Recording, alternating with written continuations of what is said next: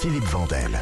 C'est un titre comme la presse écrite sait encore en faire. À la une du dernier numéro du trimestriel Oui Demain, un magnifique chat en gros plan qui nous regarde avec ses grands yeux, avec ce titre non moins magnifique, Chiens et chats, votre animal les intéresse, rachat de clinique, gavage, malbouffe animale, bain bas sur la filière, jusqu'où iront les géants de la croquette. C'est ça le titre. La revue Oui Demain, autoproclamée la revue pour changer d'époque, a été fondée en 2012. Et comme souvent en pareil cas, on donnait pas cher de sa peau. 10 ans plus tard, Oui Demain est toujours là. Son patron éditeur, c'est le journaliste François Siegel. C'est également l'un des co-auteurs de cet article. Raison de plus de l'inviter dans Culture Média. Bonjour François Siegel. Bonjour Philippe Vandel. Donc vous êtes le cofondateur de Oui Demain avec votre frère Jean-Dominique. Tout d'abord, comment vous présenteriez Oui Demain pour qui ne connaît pas ce trimestriel? C'est une revue, c'est un magazine. Quand vous l'aviez lancé, vous avez dit que c'était un MacBook. Moitié magazine, moitié livre, donc book, un peu comme la revue 21. C'est quoi Oui Demain? C'est un magazine, oui, c'est plus un magazine qu'un livre. C'est une revue trimestrielle. Et puis globalement, nous sommes, je dirais, des chercheurs impénitents, je dirais, de nouveautés environnementales, sociales, etc. qui vont. Ça fait 10 ans qu'on essaye d'expliquer qu'on a changé d'époque, que d'ailleurs on vient de l'entendre aujourd'hui, dans cette chronique totalement pertinente, qui nous expliquait qu'on se complaît à casser le thermomètre tous les jours et à pas regarder les réalités, parce que c'est formidable de vivre avec 10 degrés de plus. C'est vrai qu'on consomme moins d'énergie, mais globalement on va payer la casse de plus en plus. C'est tout ça. Oui Demain s'est intéressé à tous ces phénomènes. On consomme moins d'énergie, sauf pour les frigos. Alors, cette enquête sur les animaux de compagnie, de quel constat êtes-vous parti? On n'attendait pas ça dans votre journal, c'est aussi ça qui m'a vraiment intéressé. Oui, de temps en temps, on sort un peu de notre cadre parce que on est un peu comme ça, quoi. Je veux dire, on n'est pas très, Et puis, je sais pas. Moi, je suis parti de l'expérience que j'ai pu avoir, ou en famille, ou à titre personnel, quand j'avais des chiens. Et je m'aperçois qu'à chaque fois que je fréquente des amis qui ont des chats et des chiens, je m'aperçois que en fait, la croquette est devenue l'aliment, le seul et unique aliment de cet animal, je dirais, carnivore, qui est devenu presque herbivore en mangeant des croquettes. Et puis je m'étais mis ça dans la tête, etc., en trouvant ça bizarre, parce que je voyais ces pauvres chiens, je dirais, autour de la table, qui évidemment allaient quémander, je dirais, le morceau de viande ou tout ce qui n'était pas leur croquette, etc. Et puis un jour est arrivé une lettre, un mail d'une vétérinaire qui nous a dit: écoutez monsieur, je ne sais plus quoi faire, ça fait 30 ans que j'exerce, j'observe tous les jours, je dirais, des pathologies que je ne voyais pas venir avant, etc. J'envoie des mails, j'ai des dossiers sur cette industrie de la croquette. Donc si vous voulez en parler, mes archives sont à votre disposition. Et puis, avec Gérard Leclerc, co-auteur de cette enquête, on s'est dit, oui, c'est intéressant. On a appelé cette dame, et puis, on a commencé effectivement notre enquête pour plonger dans cet univers de ce qu'on appelle la pet food. Chiffre extraordinaire. Les Français, alors je donne les chiffres que j'ai pris dans votre enquête. 15 millions de chats en France, 7 millions de chiens. Les Français dépensent pour leurs animaux de 200 à 300 euros par an. Multipliez ça par le nombre de chats et de chiens. Et 9 sur 10 de ces animaux-là à 4 pattes sont nourris par des croquettes. Le kilo de croquettes varie de 5 à 20 kilos. Vous voyez, ça fait des sommes énormes. On démarre des euros, on termine en milliards d'euros. Parfois, Mars, on se rappelle tous, un coup de barre. Mars, et ça repart. Ouais. Mars a délaissé la barre chocolatée pour les aliments pour chiens et chats. En 8 ans, les ventes ont augmenté de 60%. Le chiffre d'affaires est monté à 45 milliards d'euros dans le monde.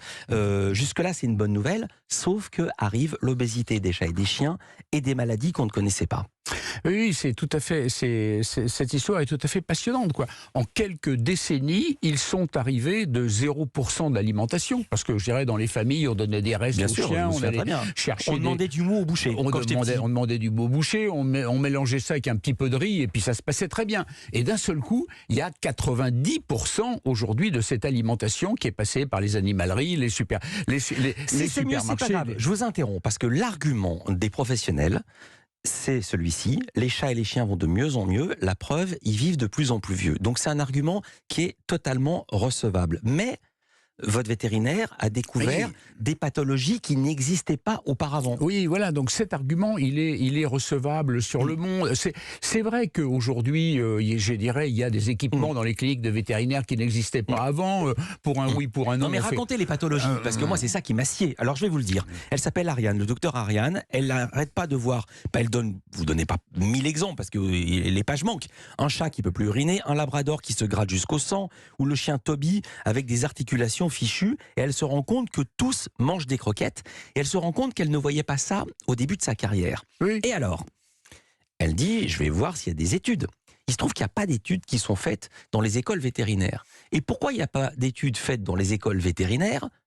Parce que la moitié... Dites-le. Non, vous le dites mieux que moi. Donc non, mais la moitié sont financés par des partenaires commerciaux qui sont les géants de la pet food. Ah oui, il y a un boulgui-boulga, je dirais, tout est entremêlé, je dirais, jusqu'aux cours, jusqu'aux universités, écoles vétérinaires privées maintenant. C'est vrai qu'on a beaucoup de mal mais je veux dire, ça rappelle un petit peu, comment dire, l'industrie du tabac. Il a fallu des décennies, je dirais, parce que l'industrie du tabac avait évidemment ses propres spécialistes, ses propres études, ses propres laboratoires, etc., pour démonter systématiquement toutes les critiques. Là, c'est un peu la même chose.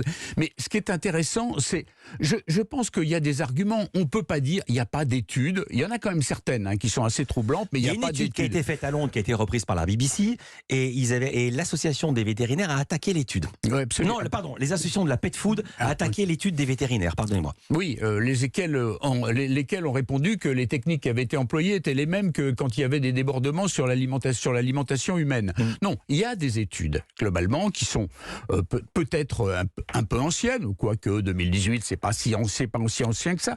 Mais ce qui est intéressant, ce qui est indiscutable, c'est la main basse sur un secteur. Et que, globalement, sur l'alimentation, il y a bien sûr des choses à dire sur l'alimentation. Les animaux vivent plus vieux, ils sont mieux soignés, ils sont mieux traités. Sauf que, globalement, ce que dit le docteur Ariane, par exemple, c'est que ces pathologies, il les voit arriver plus jeunes. Donc je pense que ces vétérinaires indépendants, qui n'ont pas des moyens, je dirais globalement, d'enquête, eux, ils sont honnêtes. Ils n'ont pas de lobby à défendre. Et vous racontez aussi que maintenant, ce sont des marques de pet food qui achètent de plus en plus de cliniques, et que les cliniques vétérinaires, dans ces cliniques, la vente des aliments représente 30% du chiffre d'affaires. Juste un mot, parce qu'on est une émission média, je dois dire c'est une très bonne enquête. Je reviens à ce titre, jusqu'où iront les géants de la croquette? Est-ce que c'est pas un peu survendeur? Non, ou est-ce que c'est pas ce qu'il faut faire comme titre? Non, pas du tout, parce que c'est le... Non mais les géants de la croquette, on a l'impression que c'est Daesh ou Poutine sur l'Ukraine. Non, c'est un capitalisme. Qu'est-ce qui se passerait, je dirais, dans l'alimentation humaine s'il n'y avait pas de limite? La malbouffe aurait triomphé. C'est vrai. La croquette, c'est de la malbouffe. La malbouffe, c'est des aliments transformés, super transformés. Je veux dire, il y a pas. Donc, qu'est-ce qu'ils vont faire, ces gens-là? C'est dans le monde entier. Je vous interromps parce que je veux dire un mot de Oui Demain. Il ne nous reste plus qu'une minute. Oui Demain marche bien. Vous avez tenu 10 ans. Le prix du papier a augmenté. Dans le prochain numéro, il y aura quoi? Dans le prochain numéro de Oui Demain, il y a entre autres une enquête formidable, un travail formidable sur ce qu'on appelle les derniers îlots farouches, c'est-à-dire les endroits en France où globalement, justement, l'homme ne rentre pas pour globalement assurer ses détériorations. Vous savez quoi? J'ai l'impression que Oui Demain, la rédaction, c'est en soi un îlot farouche. Merci d'avoir été avec nous, François Siegel.